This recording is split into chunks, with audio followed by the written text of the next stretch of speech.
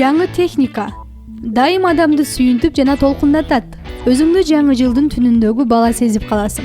Бирок байкасаңыз керек, жаңы смартфон эскисине караганда батыраак бузулганын. Балким күнөөнүн баары заговор теориясында. Балким төмөндөгү майда нерселер техниканы бир нече айга жеткирбей эле өлтүрөт. Өндүрүүчү колдонуучуну улам жаңы чыккан модельдерин сатып алууга мажбурлоо үчүн атайын план койгондой. Бирок бул багды айланып, техниканын өмүрүн узартууга мүмкүн. Төмөнкү нерселерди кылсаңыз, гаджетиңиз батыраак бузулат.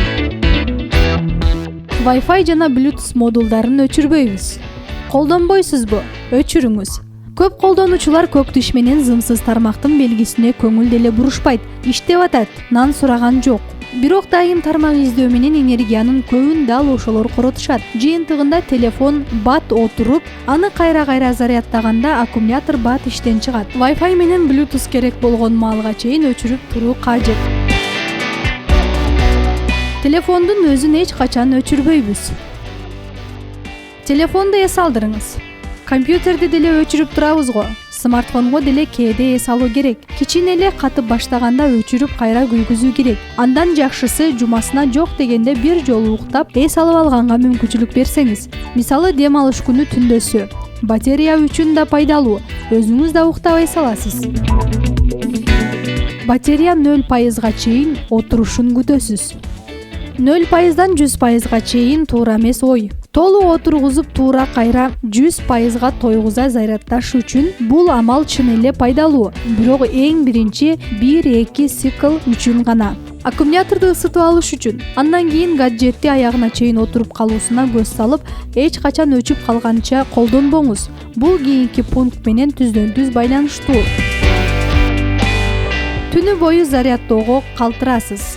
Эмнеге смартфонду түнү менен зарядтаганга болбойт? Телефон ондогон адистен сурасаңыз, ал тастыктайт. Телефонду 100%га зарядтап кереги жок. Андан да жаманы токко кошуп түнгө калтырып коюу. Бул адат аккумуляторду бошоңдотот жана ал убакыт менен зарядтын батыраак корото баштайт. Анын ордуна 95-98% гана зарядтаңыз жана токтон алып салыңыз. Бул жетишерлик болот. Оригинал эмес зарядтагыч колдонсоңуз арзан да, бирок баасы $1 ашпаган шунурлар менен зарядтагычтар чөнтөктү тырмап, мени ал деп толуп жатат. Бирок ал бир жумага араң жетет. Көпчүлүк убакта алар толук зарядтай албасын айтпай эле коелу. Ал аз келгенсип техниканы иштен да чыгарат. Балким бир жолу оригиналын сатып алган туура болор. Телефонду чаңдан тазалабайсыз. Тиш чукугуч деле жарайт. Чаң менен кир бардык тешиктерге толот. Вентиляциясынан баштап динамиктерине чейин. Аны менен гаджеттин иштешине көрүнө тоскоолдук жаратат. Ошондуктан айына бир жолу чукуп тазалап койгон туура. Телефонду кычыраган суукта колдоносуз. Суук телефонду отургузат. Каттуу суук же -5 градус болсо, телефондун зарядын бат отургузат. Өзгөчө эгер карта колдонсоңуз же басып баратып соц тармактарды чукуласаңыз, өтө зарыл болгон учурда телефонду чөнтөктөн чыгарып кереги жок. Өзгөчө эгер карта колдонсоңуз же басып баратып тармактарды чукуласаңыз, өтө зарыл болбогон учурда телефонду чөнтөктөн чыгарып кереги жок. Геолокация функциясын өчүрбөйсүз. Локациянын кереги барбы? Кыскача айталы, батареяны отургузат, абдан бат. Смартфондун иштөө мөөнөтүн узартуу үчүн жөнөкөй нерсени кылып коюңуз. Бардык тиркемелердеги геолокация функциясын өчүрүп салыңыз.